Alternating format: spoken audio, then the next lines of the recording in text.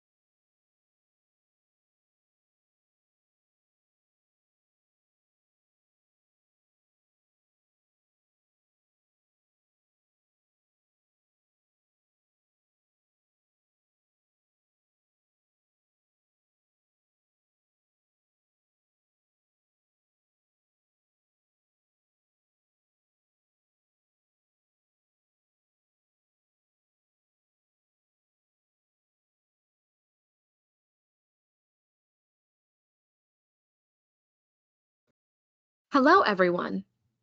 Welcome to the Florida Department of Economic Opportunities, DEO's, Rebuild Florida Mitigation General Infrastructure Program presentation.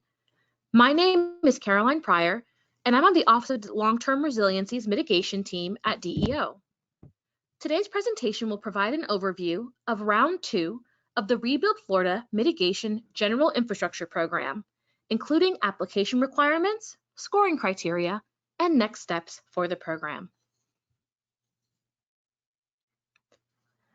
Our goals for today's webinar are to provide you with more information on the Rebuild Florida Mitigation General Infrastructure Program, GIP, explain the program objectives, and outline how your communities can apply for this transformative mitigation funding. We will begin with an introduction of DEO's Office of Long-Term Resiliency and follow with a brief overview of the mitigation program, communities that are eligible for the funding, and the guidelines and objectives of the Rebuild Florida Mitigation General Infrastructure Program. Following the explanation of those guidelines, I will review the application process and scoring criteria that will be utilized to evaluate submitted applications. Then we will discuss opportunities for how you can receive further technical assistance from the DEO team. After that, we will take a few moments to answer any questions you may have. As your questions arise, please type them in the question box. As a point of information, the slides, transcript, and a recording of today's webinar will be made available on the program website. And with that, let's get started. The Florida Department of Economic Opportunity, DEO, is the primary state partner of the U.S. Department of Housing and Urban Development, HUD. We administer many HUD grant programs, which include Community Development Block Grants, CDBG. The Office of Long-Term Resiliency, within DEO's Division of Community Development, oversees CDBG disaster recovery funding for Hurricanes Hermine, Matthew, Irma, and Michael. Launched in September 2018, Rebuild Florida is a program of DEO created with federal funding to help Florida's long-term recovery efforts from the devastating impacts of recent storms. The U.S. Department of Housing and Urban Development defines mitigation as Those activities that increase resilience to disasters and reduce or eliminate the long-term risk of loss of life, injury, damage to and loss of property, and suffering and hardship by lessening the impact of future disasters. Mitigation efforts recognize that disasters will occur in our future and seek to empower communities to withstand potential unforeseen disasters. Resilient communities are equipped with the plans and actions necessary to respond appropriately to various disaster scenarios. In the spring of 2018, HUD originally announced that Florida would receive more than $633 million in mitigation funding. These funds are available through HUD's newly created Community Development Block Grant Mitigation Program, formed in response to presidentially declared disasters from 2015 to 2017. The Federal Register was published on August 30th, 2019. If you wish to view a copy of the Federal Register, please visit our website at RebuildFlorida.gov. Per federal guidelines, 51 Florida counties are eligible for this mitigation funding. For Florida, this eligibility is based on 2016 and 2017 presidentially declared disasters. DEO launched the Rebuild Florida Critical Facility Hardening Program in April of 2020. This was followed by the Rebuild Florida General Planning Support Program in May of 2020.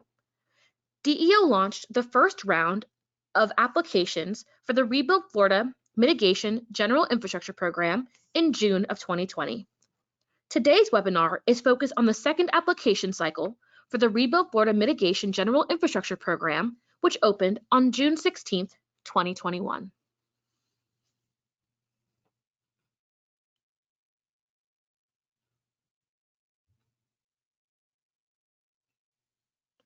According to the guidelines set by the Federal Register, at least 50% of these funds must be spent in HUD-designated most impacted and distressed or MID areas, shown in green on the map.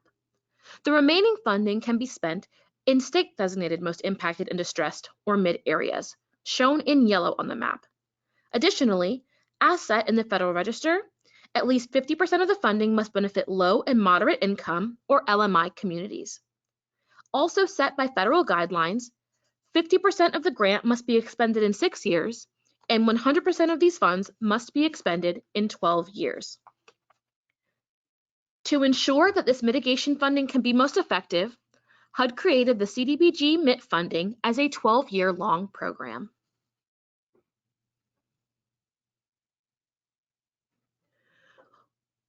$175 million in funding has been allocated for round 2 of the Rebuild Florida Mitigation General Infrastructure Program. The application cycle opened on June 16th and will close on September 17th. As with round 1, DEO will use a subrecipient model to administer the grant funds to eligible applicants. Subrecipients will be selected through a competitive application process. This program is not a direct grant program, and no funds will be paid directly to individuals. Those who are eligible to apply include units of general local government, UGLG, such as counties and municipalities, state agencies, and nonprofits or non-governmental organizations that apply in partnership with their UGLG or state agency. Projects must benefit HUD and state-designated MID areas, and HUD's national objectives of benefiting low and moderate income, LMI, persons, and or urgent need must be accounted for in all project proposals. Hazards that should be addressed are those laid out in the State Action Plan, and the community lifelines that will be fortified in this program are also outlined for you in this slide.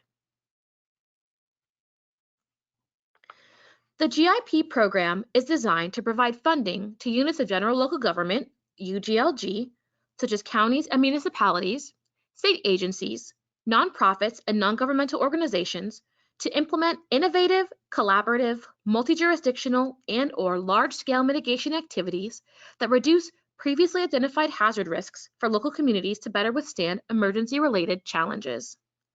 These regional investments include, but are not limited to, restoration of critical infrastructure, for example, water and sewer facilities, streets, removal of debris, drainage, bridges, etc., renourishment of protective coastal dune systems and state beaches, building or fortifying buildings that are essential to the health, safety, and welfare of a community, rehabilitation or construction of stormwater management systems, and road repair improvement and bridge strengthening.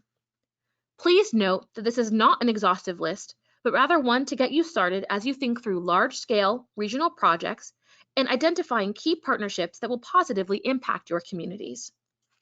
To be eligible for funding, grant proposals must be in conformance with the state of Florida's Mitigation Action Plan, have a beneficial impact on the designated disaster area, and solve a problem independently or constitute a portion of a solution with assurance that the project as a whole will be completed and be cost-effective or substantially reduce future risks. The GIP application window opened on June 16, 2021 and closes on September 17, 2021. Applications must describe the activity being proposed and address how and why the activity needs to be executed or updated to mitigate risks attributable to threats identified in the State of Florida Action Plan Risk-Based Mitigation Needs Assessment. Projects must also include a proposed budget with a detailed description of anticipated costs by category, including support services, program management, and administration. Responses will be evaluated to ensure proposed projects meet the minimum criteria as outlined in the application materials.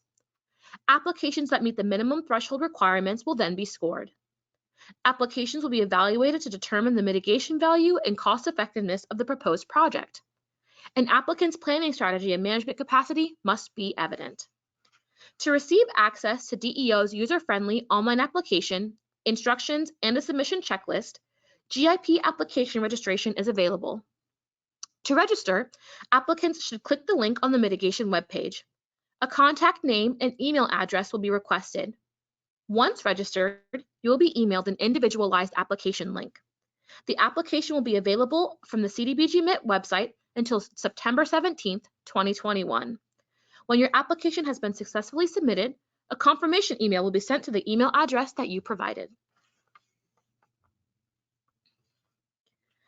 Eligible activities for the Rebuild Florida Mitigation General Infrastructure Program include, but are not limited to, training, materials and supplies related to GIP activities, construction costs, rehabilitation or construction of stormwater management systems, improvements to drainage facilities, support services, participant outreach, program management, and program administration. A note about administrative costs. Administrative costs can be reimbursable under the project grant agreement when the following conditions are met. Condition 1, they are allowable, reasonable, and necessary. Condition 2, they are directly related to the project. Invoicing, providing documentation, tracking expenditures, copying costs, or postage. Indirect cost recovery is not allowable under the CDBG MIT program. Things like building rent, utilities, or general office expenses. Documentation must be provided for reimbursement, such as timesheets or hourly rates. Ineligible costs also include, but are not limited to, material or supply costs unrelated to GIP activities, costs not associated with the development of plans or planning activities, furnishings and personal property, political activities or lobbying, payments to for-profit businesses who are not in compliance with CDBG assistance, and any other costs determined as unallowable or ineligible pursuant to federal laws or regulations. More information on this guidance can be found in the Mitigation General Infrastructure Program guidelines located on the program webpage. DEO will utilize a two-phase review process when scoring applications. The first phase is the threshold checklist. This includes a signed and completed application with all necessary attachments of the provided templates and forms and public notice that was submitted on time by an eligible applicant, such as a county or municipality that benefits HUD and/or state-identified MID areas. Project proposals that do not meet the mandatory threshold compliance criteria will not move on to Phase 2. Phase 2 will award applicants a score based on specific scoring categories and cost effectiveness. Only the application itself, including the requested attachments, will be scored. Any documents submitted with the application that were not requested will not be scored. Under the Phase 2 process, there are 150 maximum points available broken out into the following categories: project description, community value, capacity plan, implementation plan, budget, leverage dollars, mid areas, overall LMI benefit, social vulnerability, and special designations. If eligible responses exceed available funding, applicants will be funded in rank order based on evaluation scores. A step-by-step video walkthrough of our user-friendly online application is available on the program web page for you to view at your convenience, and we highly recommend that you take advantage of this resource before beginning an application. To request an application link, you must complete the application registration form, which can also be found on the program web page. You may use the application registration form to provide basic contact information and let the mitigation team know how many applications you wish to request. For example, if you want to submit 3 separate applications, you must register 3 times to receive 3 unique links. Based on the applications received for previous rounds of funding, we have some helpful tips and suggestions for creating the strongest possible application. We recommend reading the program guidelines, application instructions and checklist, and action plan, and watching the application walkthrough video before moving forward with the application. All of these resources are available on the program webpage. Before responding to questions, review the application. Follow application instructions carefully, using the resource links provided. When preparing your application, be sure to justify budget line items and ensure eligibility requirements are met. A strong project will have a strong mitigation connection and highlight community lifeline benefits. Lastly, review the public notice to ensure that posting dates precede the application deadline.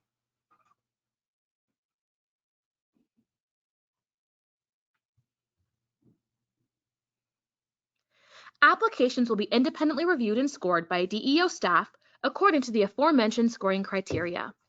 We want to provide as much support as we can to program applicants.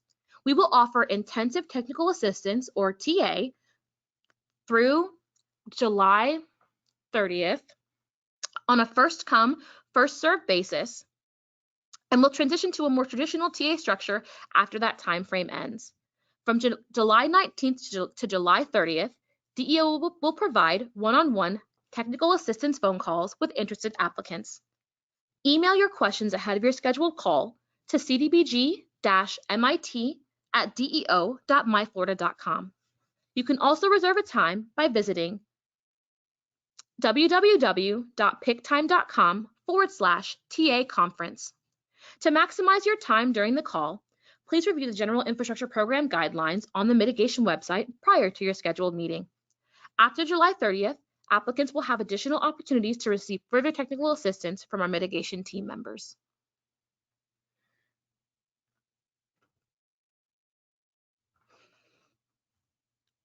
Now we will dedicate the remainder of this webinar to answer questions about the program. If you have a question, please type it in the questions box and we will answer it as time allows. As a reminder, the slides along with the transcript and recording of today's presentation will be made available on the program webpage. To learn more, please visit RebuildFlorida.gov. And with that, let's dive into some questions. I am joined by DEO staff members Alyssa Hernandez and Joseph Oglesby, who will assist in answering the questions that you've submitted.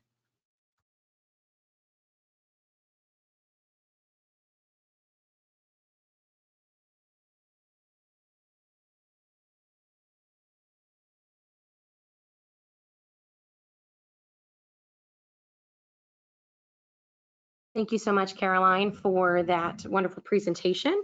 And thank you all for being so engaged. We have seen some of your questions come through, and we will answer as many of them as we can today. So one of the questions I received was, is participation in your local LMS, is that required? No, that is not a requirement for this funding. So to clarify, there is no requirement for LMS participation for eligibility with this funding. Another question we received is about school districts, and are school districts eligible? School districts must apply as co-applicants with counties, municipalities, or state agencies as the primary applicant. So yes, those entities can apply, but they must do so in coordination with their county, municipality, or state agency. They will not be allowed to apply directly to the program. I have a series of questions on unfunded projects from the previous round, from round one. Are those eligible for resubmission? Yes, those are eligible for resubmission. To be clear, they need to fit the requirements of this round, which are very similar. So yes, you would need to reapply. Those do not roll over from round one automatically into round two. So you will need to go through the process of requesting a link and filling out and submitting a new application for round two for consideration. A question on design and engineering costs, if they're eligible. Yes, design and engineering costs are eligible, as well as environmental assessment costs. If you are looking to be reimbursed for those funds, then you need to put that in your budget in the application. So yes, design and engineering costs are eligible funds. Okay. So thanks, Alyssa. Just a few more questions that we have received. This is Joseph. Can a non-entitlement city apply for this grant? Absolutely. Since this is DR and not regular CDBG, entitlement and non-entitlement cities may apply. I have a question on large-scale projects and talking a little bit about what that means. So large-scale projects, if you are looking to apply but you are not quite sure if you have a large-scale project, or if you know that you don't have a large-scale multi-jurisdictional project, will you be allowed to apply? Yes. Those projects, so long as they fit within the guidelines, they are eligible. However, they may not be as competitive as those large scale projects that are the true goal of this funding. So you are absolutely allowed to apply. Again, if those funds are eligible, or if those projects are eligible for mitigation and for this program. However, you may not be as competitive as those larger scale projects. I also do want to note that one of the differences between round one and round two is a higher minimum threshold. And so that minimum threshold for this round is at $2 million. So at a minimum, your project, not a combination of projects for your entity, but your actual project, each project needs to meet that $2 million minimum, meet that threshold. I also do want to clarify while I'm talking about some differences between round one and round two, that there is a maximum of 3 applications per entity. So those are 3 separate projects, and you only get 3 of them versus an unlimited amount as last time. Those nuances, right? Those the specifics, excuse me, of round two are in those guidelines. So again, we'll reiterate, please reference those guidelines so that you're making sure that everything that you submit is eligible and fits within our program for round two. We've gotten several questions about the need for match. Just want to remind everyone this program does not require matching funds. If you do want to contribute, that is included in the scoring matrix, but it is not required. We have another question. Can this funding be combined with other funding sources? Absolutely. We do see quite a few of our projects that do want to combine multiple funding sources. That is fine. We do want to remind everyone, though, that as soon as you receive $1 and spend that $1 of HUD funding, the project does become a HUD project. So there are specific things that you will have to abide by that may be in addition to your other, in addition to things that are required by your other funding source. Okay. I have a question about local workforce boards being able to apply. That would fit in the same situation as those school districts that we talked about earlier.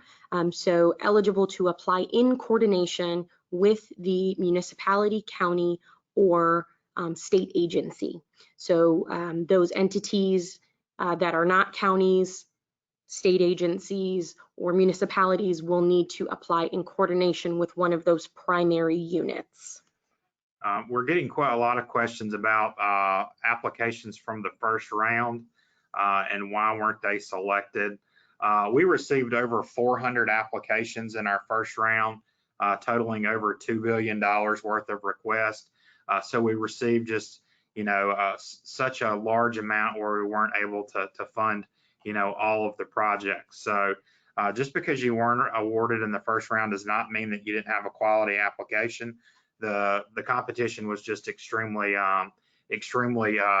fierce. So we'll be happy to talk to you about those applications that you submitted in the first round. But please understand, with such a large volume, there were a lot of very good projects that were not able to be funded. All right. Somebody asked, can we restate the site to go to for the video instructions and how to apply and register? Absolutely. That should still be on your screen. It is that top link. That's RebuildFlorida.gov. And you will then at that point click the mitigation site, and you'll be able to navigate and see not only the information that you've asked for here, which are instructions for how to apply, where the video is, where we'll be posting this presentation at the end of it. But additionally, there's other information, including a step-by-step walkthrough guide for the application. We have some sample application materials that are on that website, and we really highly encourage you to use all of the resources and the wealth of knowledge that is on that website so that you can put forth the best application. We're getting a lot of questions about how we can discuss our first round projects. That's where the link for picking the time comes in. You can also, send us an email, but we really think that if you can pick your time and we can discuss it, that would probably be the best route for all of us. So please make sure that we do utilize that. We have questions about languages.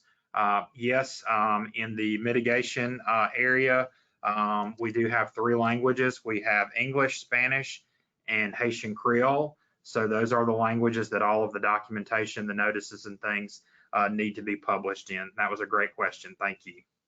All right. I have questions about demolition and new construction, reconstruction. Are those eligible? They are not ineligible, so yes, they are eligible. Again, the goal here, though, is to ensure that you are making that mitigation connection. I know a lot of times when funding opportunities come up, we look to our list of things that have been unfunded, and we go ahead and we throw those in and we apply for those. That is fine. What we need to make sure is that we are meeting each of the eligibility criteria for this program, and that it has a clear and strong mitigation tie. Some of the, we had some fine applications that came through last time that were wonderfully done, but they did not fit within the goals of this program. And so as you are thinking about that and what you're going to apply for, please consider that. Another question we got, so with a limit of applications, with that maximum of 3 applications per entity, how do we narrow it down? And that's a really great question. One thing is, we're definitely going to plug that technical assistance. So please set up some time with us so that we can maybe talk through and narrow it down. And we also want you to go through and look at the scoring criteria, the guidelines, and during those TA calls, one of the things that we say is you should really do a self-assessment. You have the rubric, you have what points are available. We think it's a great idea to go ahead and do a self-assessment even before. Once you're doing those self-assessments and you say, oh, we have projects that really fit well within this mitigation funding pot, those are the projects that you should prioritize and apply with. That's going to get you the biggest bang for your buck as far as time is concerned, making sure that you are being specific to fitting your projects within the mitigation general infrastructure criteria. Okay, multiple generator projects at different sites. One thing about generators that we have to make sure is that they are generators that are affixed to the building. They cannot be mobile generators. So I never want to say generators in a HUD context without saying that. And so yes, you can apply to have multiple generators. Again, I want to reiterate the large scale project. And so yes, you can apply, but we're not talking about how competitive that might be. Okay. So we have a question about, does it weaken your chances of funding if you submit more than one application? Can you receive funding for all 3 applications submitted? Absolutely not. If you want to submit multiple applications up to 3, that is fine. And it may be possible to receive more than one award. So you can absolutely do that. So we've got a question about multiple lift stations as a single project. If those lift stations are in a singular system or a singular line, absolutely, you can submit those as a single project. You can definitely do that. Be clear to make those linkages through those different areas in your application. So be clear to say in your narrative that this is a part of one system and one project. Okay. Joseph, are you seeing any other questions here? I'm trying to scroll through and see. I really appreciate all the good questions that we've received. A lot of them are multiples, and we're trying to make sure that we're able to answer them all. Just kind of want to reiterate while we're scrolling through again. I think we mentioned it before. I just want to remind everyone, this project does not have to be an LMS project. It does not have to come from your local mitigation strategy group. So we've seen that a few times. No, that is not something that's required. We've had several people talk about what are we considering a regional project. A regional project can consist of multiple communities within the same county working together, multiple counties working together. We understand that natural disaster doesn't really care about your county or city lines. So working together, with other units of general local government is absolutely a great thing to do. Question on scoring, and the question is, how are leveraged funds weighed in the application scoring matrix? I am going to refer you to the guidelines, which have a breakdown of each of the scoring criteria and exactly what you'll have to do to meet that. And there are different categories of points, and so I will refer you to that. Of course, the higher percentage of your projects that are being funded, the higher the score will be for that area. We've gotten a really good question about does this have to be related to damage from a hurricane? No, we don't have to use this funding to repair damage from a past storm. The only or one of the main eligibility requirements is to be in an area that was impacted by Hermine, Matthew, or Irma. So there does not have to be damage related, just location. We're getting several questions about fiber, which is always a popular topic. So fiber communication is, an eligible area for infrastructure. I would also advise you to look in our other community, our Division of Community Development areas through some of the COVID funding. Fiber is a definite hot topic. So you may also want to look on the DCD portion of DEO's website for maybe some more information where there may be some multiple opportunities for you to look for different funding sources. I have a question on the due date. We do want to confirm for you here that the due date is September 17th. We know that there was an earlier iteration that was posted that said a different date. That date is the 17th of September. I have another question on can I get back to my application, or do I have to do it all in one sitting? You are able to go back and forth into your application so long as you request a link. That link is a personalized link for each of your projects. So if you have one project and you want to work on that project over several weeks, please make sure that you are going back to that same link. Another thing is, will we do anything to specify which link is tied to which project? No. You'll give us a request and we will send you a link, and that'll be on you all as applicants to make sure that each of your links are for a specific project. Once we hand it over to you, that is yours until you press submit, which I will talk about. Once that submission and signing has gone through, then you will not be able to get it back after that point. There is a warning that says this is the last page. If you click this, then this is a submission. So I do want to warn you all of that, but you can go back and forth in the application certainly until that point, until you're ready to hit submit. Once you have submitted, you will receive a confirmation from the email system that says, thank you, your answers or your responses have been submitted. That is the only thing you need to confirm that your responses have been accepted. And so I remember from previous cycles, folks asking for confirmation.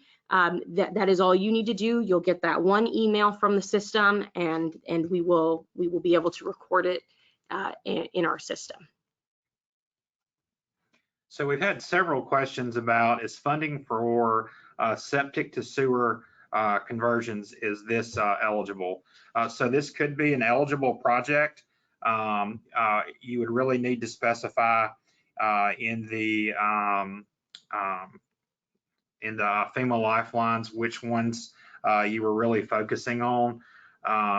It is a good program. It is good to mitigate against some potential issues by doing that. I do not know that scored very well the last program cycle, or that we had any of those type projects be awarded, but it could be an eligible project. I have a question asking for examples of what natural resource protection and restoration projects are eligible. And that's a really great question. In HUD's Federal Register, they say we want to see natural and green solutions to these infrastructure issues. One of those things might be a living shoreline. That is an example of a project that is eligible. Another one might be beach renourishment, right? And so whatever it is that you are, whatever natural solution that you are applying for, make the connection to what it's mitigating against very clear. We're not doing beach renourishment just to do beach renourishment. We're doing beach renourishment, you know, as a part of, you know, making sure that when storms come on shore, they are, you know, they're facing something other than houses and whatever is directly on the shore. So again, make that mitigation tie extraordinarily clear in your application.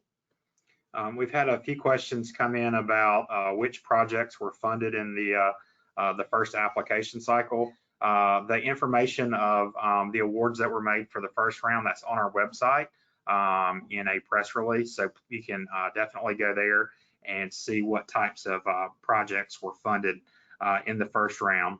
We also have a few questions about utilities. We want to remind everyone that funding, these funds cannot be used for a private utility. So we're not able to assist those private utilities.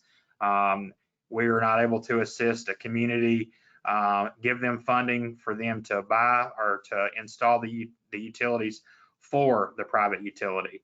So if you do want to do some, say, a utility undergrounding and things like that, those utilities would need to be owned by the unit of local government or potentially a co-op that is a private nonprofit. So please do remember that as we move forward. The question is, how do you find out if you are in a mid, so that is most impacted and distressed area? Andrew, if we can navigate to the slide with the map on it. All of our eligible areas are either in yellow or green. If you are in a HUD designated mid area, those counties and in areas in green, you are eligible. And if you, same thing for the state designated most impacted and distressed area. And I like to say that the green areas, or the HUD, the federally designated mid areas, those are your most impacted and distressed areas as identified by HUD. And those, if you are in those areas, you will receive higher points than if you are in the state designated mid areas. We're getting a lot of kind of specific questions on, you know, can we harden a roof? Can we harden a shelter? Can we harden a public buildings? So we can definitely use these mitigation funds for hardening, you know, this infrastructure, you know, that is important to the communities. But we do want to remind everyone that we are looking at these larger projects. You know, there is a $2 million minimum. So please keep that in mind as you do look at projects that you may want to submit. We were told by HUD that this is a once in a generation funding, that we really maybe need to look outside the box of what we typically look at when we maybe look at our HMGP projects or things such as that. So, you know, this does give you a great opportunity to look at some of those larger scale projects since these are you know, a $2 million minimum threshold. I have not really seen it come up in these set of questions, but I do want to touch on low to moderate income areas, LMAs or LMI areas. That is because these are federal HUD funds. HUD's focus is on low to moderate income families and communities. And when you are reviewing our scoring matrix, which is within the guidelines, you'll see that one of the very highest point getters, right? One of the very highest criteria is for low to moderate income. That is not something that you can change. Either your project is affects that area of low to moderate income, or it doesn't. And we want to be very clear that, again, in round one, we saw very fine projects that you know, fit everything that they needed to fit, but it was not benefiting a very high number of low to moderate income individuals, and therefore did not score as well. So this is something that is critical to mitigation, to HUD, to CDBG funds, our low to moderate income areas. And so we ask you to consider that as you are selecting which projects you're applying for with these funds. We've had a few folks ask about will we have a future round of critical infrastructure hardening or planning? No, not at this time. This round of infrastructure is the only thing that we will have open at this time. We do have a question about HUD designated mid areas. As you saw on the map, some counties were not a full designation of mid. They were mid for HUD. They were just designated by the zip code.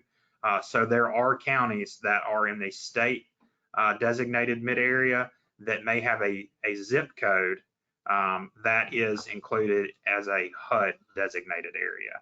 I know that's a little confusing, so just pay close attention to the guidelines, because it will specify which zip codes and what county they're in that may be looked at as a HUD designated area. A really good question on, can more than one person access the link at a time? Yes, absolutely. That link, once you've requested the link and we send it to you, that is yours to send to whoever you need to send it to, whether that be within your organization or anybody who you are working with to help you prepare this application. That is for you all to send out. I do want to make a note on technical assistance calls. For technical assistance calls, we will be contacting the person who has emailed us, that one person, and that person can feel free to share that link to that meeting that we set up. Can send that link out to anybody in their organization who needs to be a part of that meeting. You don't need to ask us. Feel free to share that link out. That is yours to share, and we will be there and available to answer your questions. We have had someone comment that the link provided in the webinar and the actual PowerPoint may not be correct. Before we sign off, we will let everyone know.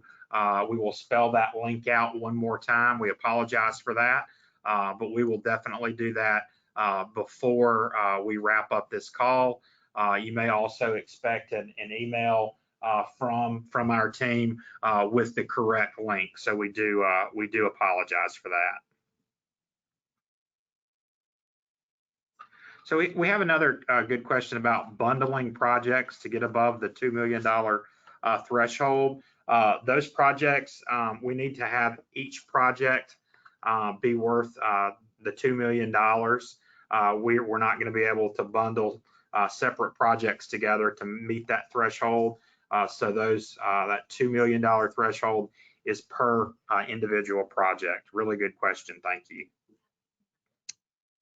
Okay. I do want to also address damage tieback. Damage tieback is not required for mitigation. Mitigation gives us a unique opportunity to primarily look forward. And so we don't have to have a direct tie to any damage that was done outside of if you are in a mid area. That is a requirement. But other than that, you do not have to show or prove or illustrate that you have had previous damage tieback. That is different than in our disaster recovery type programs. So for mitigation, we are focused on the clear and strong mitigation tie. We also wanted to remind everyone that we are not able to fund projects for the general use of government. So if you do have a project that is your city hall, your county courthouse, those are not going to be projects that will be eligible. So please do keep that in mind. Right. Yes, HUD mid or most impacted in distress areas score higher than state most impacted in distress areas. That was a confirmation question. Yes, HUD mid areas will score higher than state mid areas.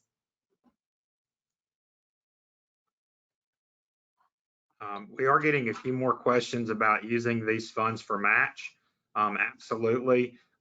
These funds may be used as match for other programs, but please do remember that $1 of HUD funds will create will make the entire project a HUD project where you will have additional rules and regulations that you will need to follow. All right, I know that we are probably getting close to the end of our question and answer time. I want to again reiterate, please go to the website and use the materials that are available. We want you to meet with us, take advantage of the technical assistance time. We know anecdotally that those who took advantage of that time ahead of the application closing were able to put forth stronger applications. So please take advantage of that technical assistance. It is first come, first serve, and the time slots, of course, are finite. So please go to those and fill them out, and we will be happy to talk about more project specifics. We're happy to go over previous applications, but one thing that will help everyone is to really look into these guidelines. A lot of the questions that are being asked can be answered through those guidelines, and it is critical that you all as applicants are following the instructions within the document and following instructions that are guiding you throughout the application process. We ask that if we indicate that we need you to name a file a certain way, it may seem like a pain, but when we get 400 plus application, it helps us to process those things faster if those are done in accordance with the format that we're requesting. So I do want to put that out there as a plea to our staff. Please make sure that you're following those directions and instructions. It helps us tremendously be more efficient when we are in the compiling and scoring phase. And I do want to make sure everyone does have the correct address for pick time, so you can schedule that conference. So I'll give everyone a second to pick up their pen. All right, just so everyone knows, and we are going to also put this in the chat, the address is www.picktime.com/TA conference. So we are going to put that in the chat in case anyone is having trouble understanding me. But again, it is picktime.com/TA conference. The link is live, so you can go ahead and start scheduling your time now to have your one-on-one with the mitigation team. We do want to remind everyone that there are going to be other opportunities available for technical assistance, but we do want to let everyone have an opportunity to get those very important questions that they have answered during these one-on-ones. All right, we stand at the ready to help you with your application process. That is why we do things like offer technical assistance. You have our information available on the screen, cdbg-mit@deo.myflorida.com. And give me one moment. What was it?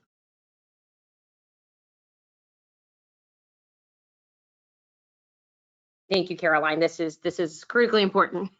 As we all race to do the pick time, I do do need to mention that because that time is finite, we need to meet with just one representative, or not one representative, excuse me, one entity per meeting. So that means that if you have multiple projects, we need you to put it all in one technical assistance call for us. So we don't have the opportunity to meet on every single project, but we can get your answers. We will meet one-on-one with the entity just one time. All right, we are so excited for this opportunity for you all to fund things that you may not have been able to fund. We thank those of you who have applied in our first round and are here again for the second one. We thank you all for your time and attention during this call. We really believe on the mitigation team that your success is truly our success, and we want you to have strong applications.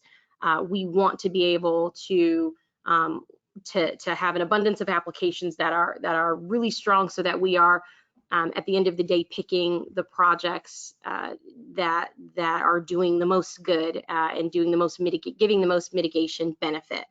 And so we thank you for your time and your energy and being with us today. This presentation, along with the transcript, will be on the website. Again, that is the one that is still on your screen, RebuildFlorida.gov, and you will find yourself to the mitigation page once you're on that landing page. And with that, we will call it a webinar. Thank you so much. Have a great rest of your week.